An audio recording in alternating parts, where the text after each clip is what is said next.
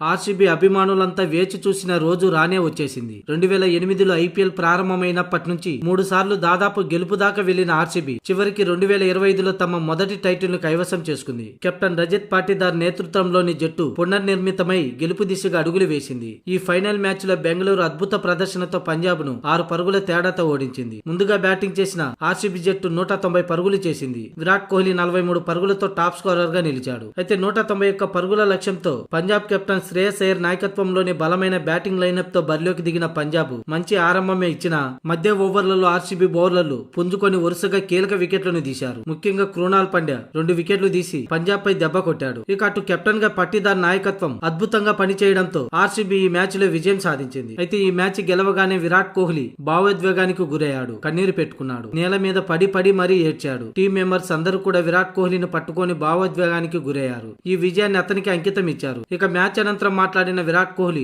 ఈ రోజు చిన్న పిల్లాడిలా పడుకుంటానని చెప్పాడు. హ్యాపీగా నిద్రపోతానని అన్నాడు. తాను ఉన్నది బెంగళూరు కోసమే, ఎప్పటికీ ఇదే టీంతో ఆడతానని గర్వంగా చెప్పాడు. ఈ విజయం ప్రతి ఒక్కరికి సొంతమని అన్నాడు. ఆర్సీబీలో ప్రతి ఆటగాడు విజయానికి అర్హులని చెప్పుకొచ్చాడు. తన 18 ఏళ్ల కళ నెరవేరినందుకు సంతోషంగా ఉందని చెప్పాడు. తన ఆనందానికి హద్దులు లేవని, అందుకే ఆనందంతో కన్నీళ్లు ఆగలేదని విరాట్ కోహ్లీ అన్నాడు. ఇక కెప్టెన్ గా రజత్ పాటీదార్ తన 18 ఏళ్ల కళను ఓ రకంగా తాను తీర్చాడని విరాట్ కోహ్లీ అన్నాడు.